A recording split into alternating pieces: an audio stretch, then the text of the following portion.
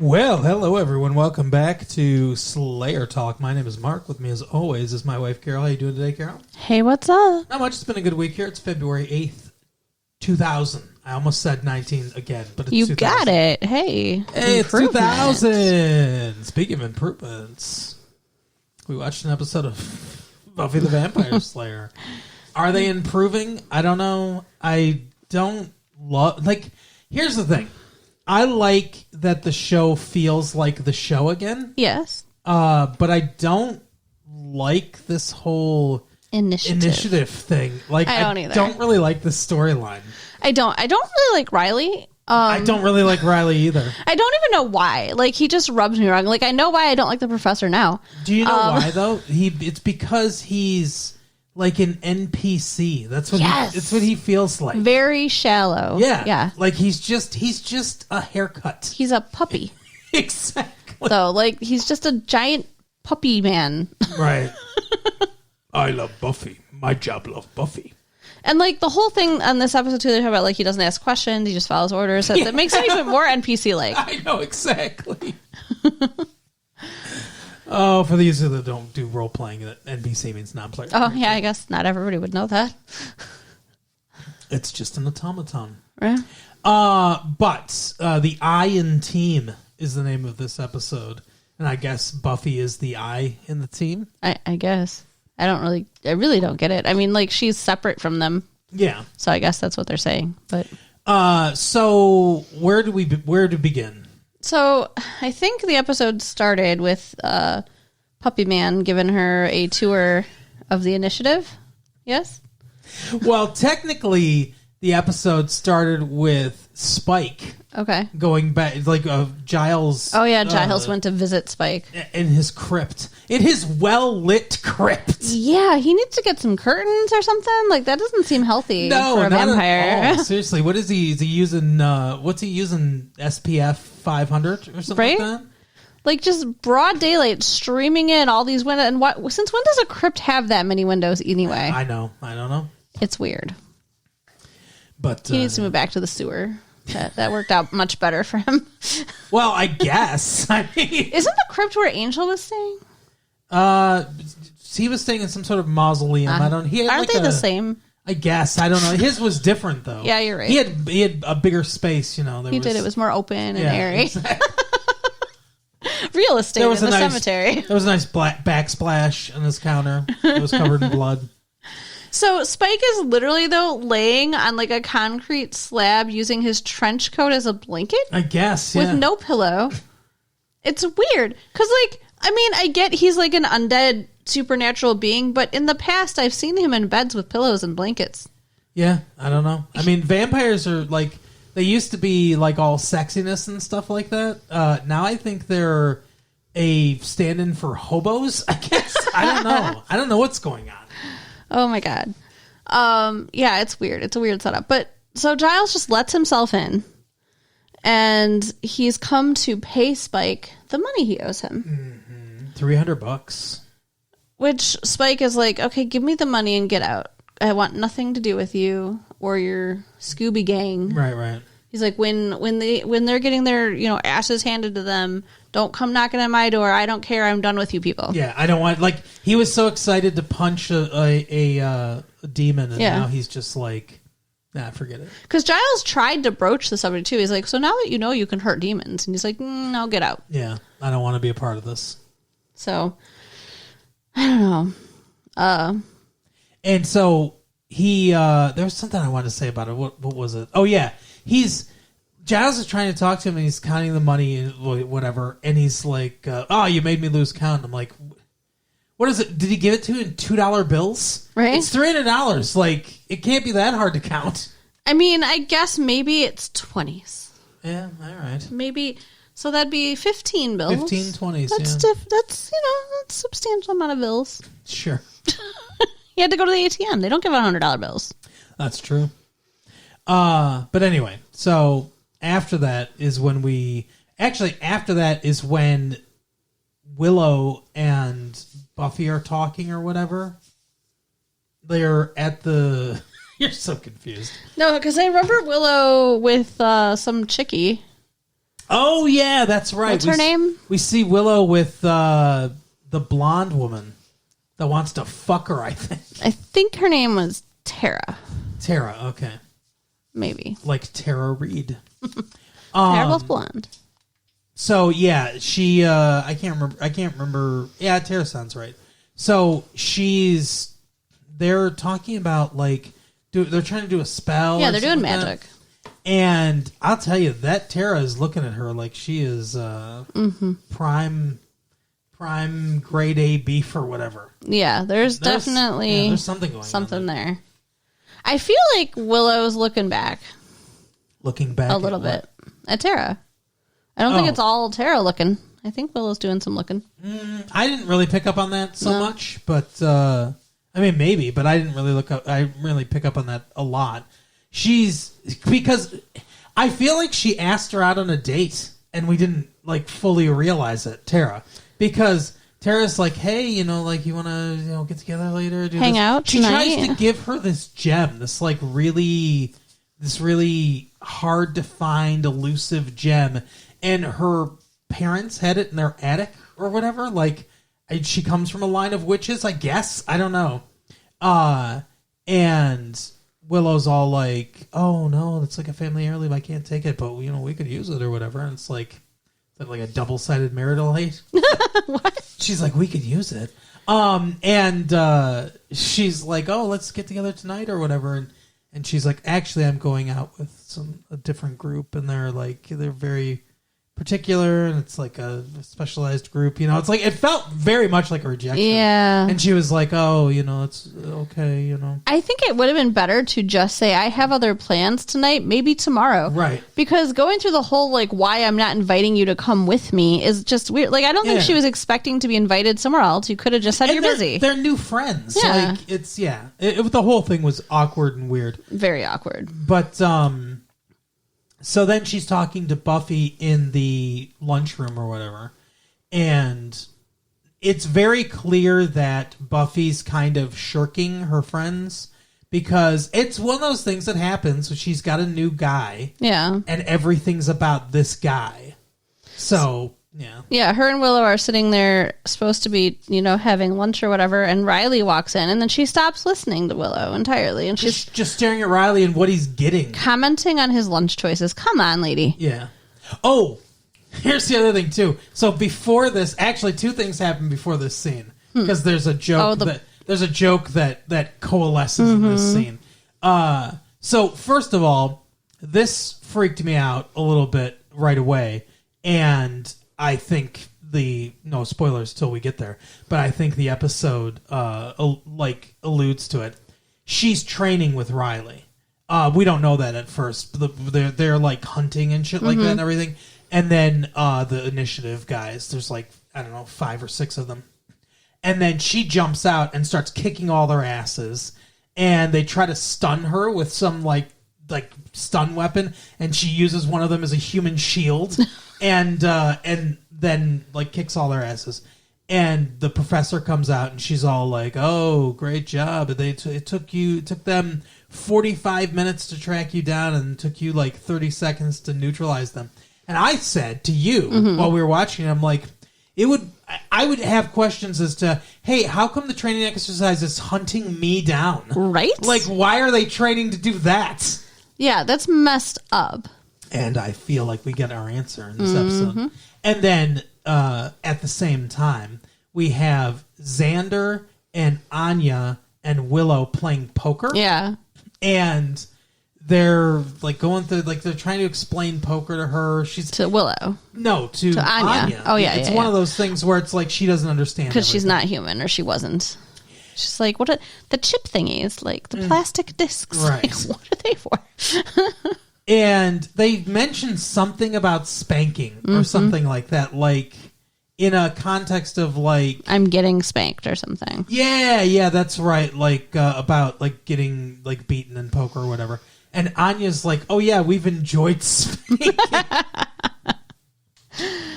Yeah. It's like, holy shit. And then in the lunchroom, Buffy sees Riley get a Twinkie, and she's like, a Twinkie? Oh, he is so getting punished. And Willow says, everyone's getting spanked but me. So maybe she was looking back at Tara. I don't know. She's definitely feeling a little lonely. Right. So after that, that's when she gets the tour. That's when Buffy gets the tour. They set it up like they're gonna fuck for the first time or something like that. And she's not a virgin, so it's kind of weird anyway. Yeah. But he's like, "Are you ready? Oh, it doesn't have to be now. Like we can wait on your time schedule or whatever." And she's like, "No, I'm feeling fertile or whatever." And then they go down the little elevator thing to the initiative. Yeah, she gets a retinal scan. And she's like, "Oh, you're right. It's huge." You told me it would be big, but you didn't tell me it was giant. Yeah, like it's whatever guy wants to hear.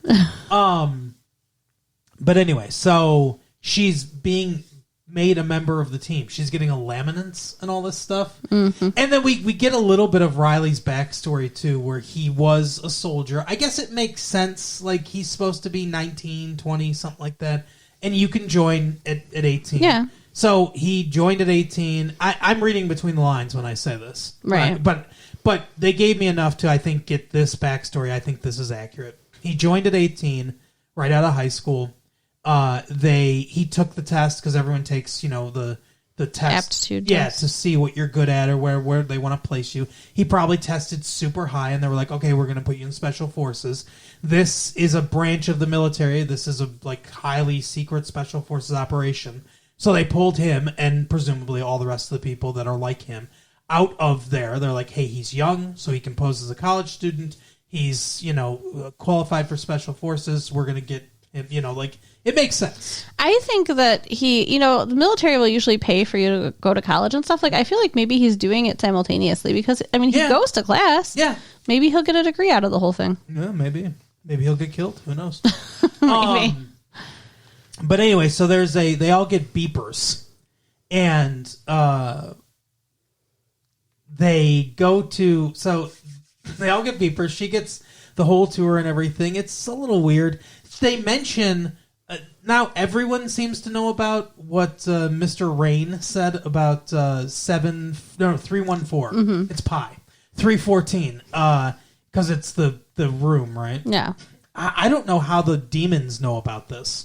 Well, if this is supposed to be super top secret, I don't know how demons know about it, but whatever. So probably a demon saw and got out, because they were talking about people they go in there, you don't come back out. Yeah. So yeah, we find out what's back there. They don't come back out. That's very true. Yeah.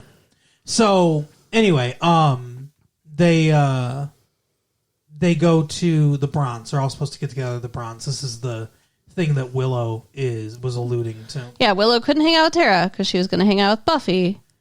So Buffy comes in. She's very late, an hour late, and they're all like, "Man, this sucks" or whatever. And this is barely worth mentioning, but there's a side plot of Xander trying to sell health bars, like those protein nutrition, but the gritty, terrible tasting ones. It doesn't really play into anything other than it's just another way he's trying to make money. It's a little bit of business for him to do in the background, I guess. Yeah. But he's trying to do that at the club. So they're all lamenting that Buffy's not there. She's been shirking them and everything. But then she comes in. She's there with Riley and all the rest of his buddies. Right, 8 dudes coming behind them. Giant dudes. And she didn't want to invite Tara. Yeah, and she's like, I had someone I could have brought if I knew we were bringing people. At least she's trying to stand up for herself a little bit, because I feel like she lets Buffy treat her like shit and 100%. Use her as a doormat. Yeah, they all do, kind of. Xander feels like he doesn't care that much anymore about any of them, really. Yeah, he's got Anya now. He's getting laid. That's all he cares about. Yeah, they're doing spankings. Right. But yeah, so she's kind of pissed off about that, and Buffy's like, "Oh, I'm sorry, I didn't know," or whatever. And she's like, "Well, we were celebrating because I'm officially part of the initiative." And Willow's like, "What?" And she's like, "Don't you think you should have some questions? There's a lot of shit we don't know about them right now. What the fuck?" Yeah, but Buffy's blinded. She just wants to be with Riley. That's another way she can be with Riley. Yep. Stop acting like a dumb blonde, Buffy. You're not. That's one of the things I don't like too about Riley. I think is that he's eliciting this response in her. Because the whole thing is it's supposed to be a subversion of the damsel in distress. like she's the damsel, but not at all in distress. Like she's the one that does the ass kicking. So it's like when they introduce like even with Angel, honestly, when they introduce like, oh, big guy that's gonna help this little girl or whatever, like I don't like it as much. Yeah. It's not really what the show is supposed to be about. Nope. She does not need a man. He can have a love interest, but make him the one that's always in peril that she has to constantly save. Do something with the trope. I agree. But anyway, so exactly what I thought was going to happen happened, by the way. Remember our last episode? I think I told all of you my fear that something was going to happen, like Riley was going to have to choose. It was going to be like the initiative was going to turn against her. Like it was going to be, like, oh, she's too much of a threat or like whatever, like I was afraid that what happens in this episode was going to happen. So they get beepers. She gets a beeper. Yeah, and they all get paged while they're at the bronze. So they have to go to this thing and what was the? I don't know. There's some demon that her and Riley. They're supposed to. He has like spikes that come out of his arms. That's what it is, right? And they say, make sure this is a capture. This is not a kill. Make sure you don't damage his arms. We need his arms. And it's like they're like, hey, we need his arms for something. And they're like, so obvious. They're like, any questions? And then Buffy has a question, and Buffy has a question. They're like getting pissed because she keeps asking questions, but like nobody else asks any questions. It's kind of fucked. Yeah, exactly. What's it want? She says, why is it here? Like it, but she does. She asks a bunch of questions. She works much differently than they do. Mm-hmm. We get introduced briefly to some mad scientist or whatever that's like helping them, and then we see. I don't remember exactly when this happens, but we see. Before they get the spike handed dude, we see that she goes into the room and she's Frankensteining something together. Mm-hmm. She's putting together a monster with body parts, and she calls it her child, Adam. But she also refers to it as her baby or whatever. No, I agree. And his name's Adam. And I wonder, I'm not huge into comics, but I have heard of this. I'm wondering if this is a comic book reference. There's a character in Marvel Comics called Adam Warlock, who is like a put together, like supposed to be like a genetically perfect being or whatever. He's put together by this group of people, and like he helps defeat a big purple space alien. Maybe. I feel like... Oh, no, that's Sabrina. I was going to say, I think Buffy's from comics, but no, it's Sabrina's from comics. So never mind. Yeah, Buffy's created by Joss Whedon. I think they're putting out some comics now, but that's after the fact. But I wonder if that's inspired by Marvel Comics. I thought that instantly occurred to me when they called him Adam. Although I guess I could, and I'm pretty sure Adam Warlock is a reference to Adam, the first man. Yeah, which that also could be a biblical reference. Now that I think about it, not a comic book reference. Probably. But anyway, so it's like they're Frankensteining a RoboCop looking type dude. It's a human being, but they're adding like first we just see him. And like I think it's right after the briefing or whatever before they go hunt them, and I'm like, oh yeah, they want the fucking spike to put on this dude because they're Frankensteining this asshole, and that's exactly what they do. They cut off the arm of one of the spikes and put it on there. It's pretty fucked up. Like it makes me sympathetic to the demons. Yeah, like what the hell? It is. It's very fucked up. I don't like it at all. I don't like the professor. I don't like the initiative. I don't like anything about it. So yeah, go ahead. Buffy and Riley are fighting this fucker. Yeah. And this is the most weird thing I've seen so far in the show. I don't know why. Bizarre. It made it dirty. It made it dirty, and I felt like who is directing? Did they get Russ Meyer to direct this? What the fuck? But they're flashing. That's a pornography reference to the 70s for anyone that wants to know. But they're flashing back and forth between them fighting this demon. And first they go into slow motion. Yeah. Like unnecessary slow motion. And they cut from them fighting the demon to them making out, stripping down, eventually getting into bed and fucking. Mm-hmm. And when they're done fighting the demon, she's like, what do you want to do now? So, I mean, like, I guess that's, like, what they did after they fought the demon. Well, yeah. Why did they do it that way? I don't know. It's so weird. It felt sleazy. I didn't like it. And what's funny is, they fight the demon, they kick its ass, and she goes, what do you want to do now? And then they cut to them in bed. Mm-hmm. After they fucked, right? And it's like, that's all you needed. You could have cut out the interplay of like them stripping down, all that stuff. You get all the information we need is conveyed by what do you want to do now? Cut to them naked in bed. And I feel like I suspect that they did it the way they did because if they'd had the whole sex scene uncut, it would have been too sexual. Oh, 100%. But I feel like interspersing it with the fight scene, kind of communicating, I think that they were getting aroused by the fighting. Yeah. Made it ickier. It does. It makes it not. But it's like there's a movie about people that do that. That's not good. Okay. What? What are we talking about right now? So, there's this. 1 second.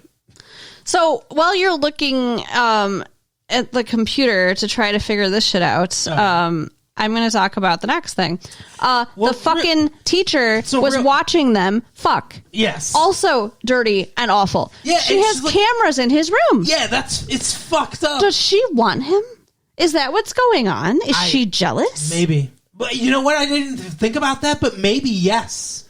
Real quick, though, the thing I was talking about, this movie Crash that came out a couple of years ago about people that get into car accidents because it sexually arouses them. Oh. They deliberately get into car accidents to get sexually aroused and they have sex. Weird. Yeah, I've never heard of that. Oh. It's fucked up. It's very fucked up. Yeah. But anyway, so yes, I didn't think about that. That's a very good theory, Carol. Thank you. I didn't think about that because what comes next is so weird and out of place. They fuck and she says something like I said, the professor's watching and the professor like leans back in her chair. Like I was like, is she touching herself now? What's going on? She has no expression. No, I know it's weird. Ugh. But Buffy's like, hey, you know, what's with room 314? Like, what the fuck's going on in there? Like, she asks Riley about that. And Riley's like, you know, I don't know. I don't ask questions. Yeah, that's what he says. So, he goes down to the thing for, they need him because they found Spike. Yeah. They found Spike and they're chasing him. They shot him with a tracer. Mm-hmm. And, so he comes down there and she's like, yeah, I want you to lead this mission or whatever. But before that, he goes and just looks in the window at the door that says 314. That's all he can see. And the professor catches him doing that. And he's like, hey, what's up? You know, like, or whatever. And then after she sends him out to try to get Spike, she says to that mad scientist dude, she's like, she's a liability. Yeah, Buffy's a bad influence on Riley. Yep, Buffy's a liability now. Oh, you knew this was going to happen. We got to kill her.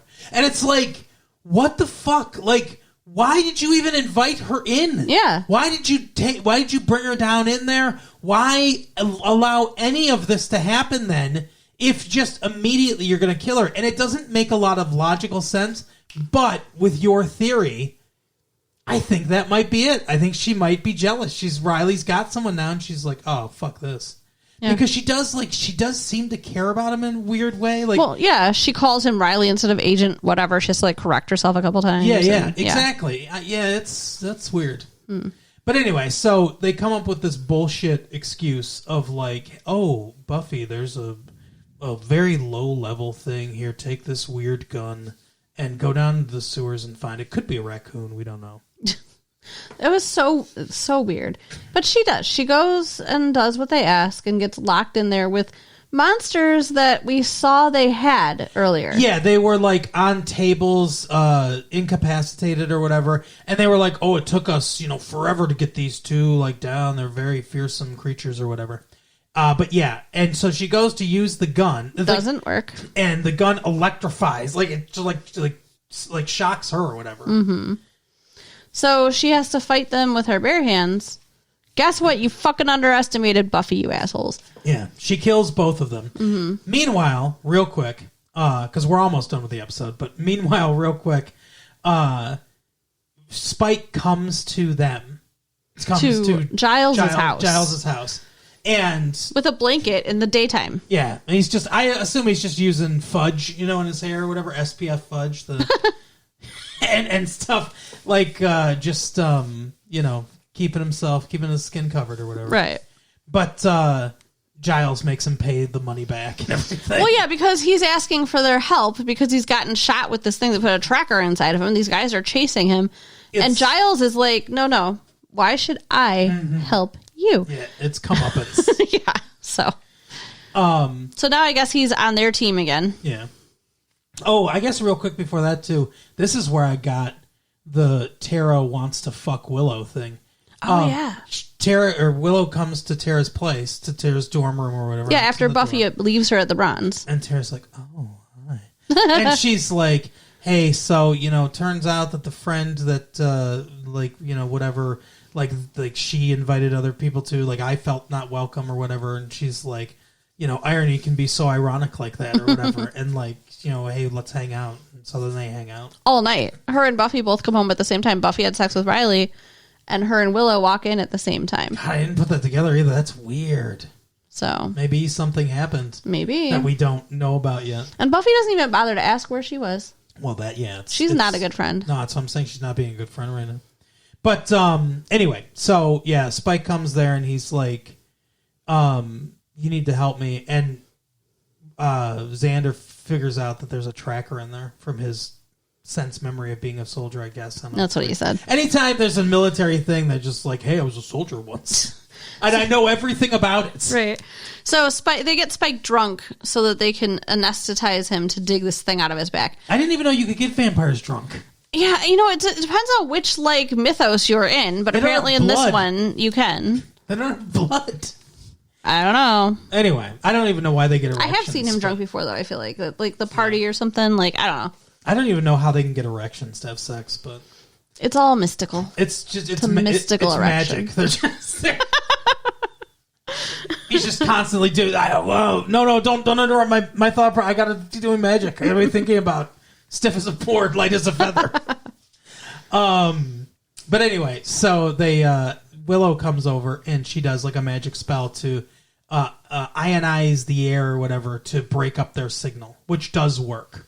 Briefly. Well, they don't find him. They don't find. Oh, yeah, that's true. Well, they do though. Eventually, they're right in front of the house. But they don't go in. They he just comes back. I thought that was weird because they were like, oh, it's right. It's he's supposed to be right there or whatever. But then it was moving because they got the tracker out and they flushed it down the toilet. Right, and they're just oh, they flushed it, so we're not gonna know where he is or whatever. And it's what happens with Buffy happens with Buffy. She kills them and everything. They also give her this little camera thing to go to because it was in her ear or whatever. Because the professor wants to see her die, essentially. Yeah, it had her heart rate. It was on a computer screen with her heart rate, and the professor could see from her point of view what was going on. And it looked like she died because the heart rate went to 0, but she just took it off, and it's that seems like a flaw, right? Anytime it just gets taken off a little bit, heart rate 0, and it dropped steadily, she was dying, right? And it goes beep, a flat line at the end, what the fuck? But anyway, so I thought it was weird that Riley wasn't oh yeah, we searched the couple houses that it could have been, and we found him. He just came back and he was oh, we lost him. He's just whatever.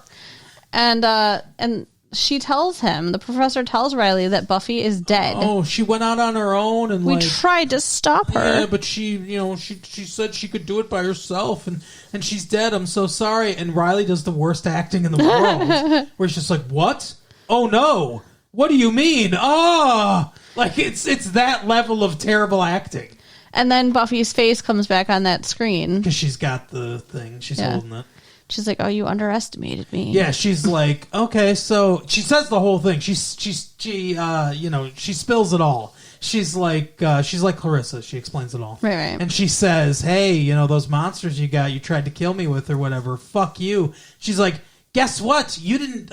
You fucking underestimated what being the Slayer is, but you're gonna find out. I'll guarantee that. Yeah. And then Riley looks at her, and he's all disillusioned. And so then he starts the last shot's like him like walking away from her, and she's like, Riley, no, Riley, ah, and he like and he walks away. So then the denouement. They do this too much, I think. This is somewhat satisfying, but they do this too much where they have someone like monologuing directly to the camera only to be interrupted by something. It's now happened like 3 or 4 times this season because the professor's like, Adam, oh, it's your turn now. It's your time to rise. I'll give you you can feed on the Slayer, and we'll get her, and you're going to be the thing. And then she just gets stabbed by one of those fucking things, the arm thingies, right in the back, and he's like, "Mommy," or whatever. Yeah, mommy. It's so fucked up. And he fucking kills her. This episode's just creepy all over the place. Mm-hmm. Yeah. So the professor's dead. That's very unsatisfying. Buffy should have been the one to kill her. Agreed. Buffy should have been the one to kill her. It is unsatisfying. She's going to have to take down the entire initiative. Yeah. I guess with Riley's help, because he's now... Team Buffy. He's going AWOL. Like, there are real-world consequences to doing this from the army. That is true. He could be fucking thrown in Leavenworth. That is true. I guess we'll have to see. Maybe now that the professor's gone, he'll come back. Yeah, I don't know. We'll see. But that is the episode. I liked the episode somewhat, except for the stuff we talked about, which was weird. That interspersal with the sex scene and violence, everything, not good. It was really weird. I did not like it. But yeah, that is the episode for the week. Carol, tell people where they can find their own crystal that makes you a lesbian. You can write us at latefee1994 at AOL.com. Mm-hmm. Check out our website at www.retrolatefee.com. Yep. And share the tapes with your friends. Okay, see you next time. Bye. Bye.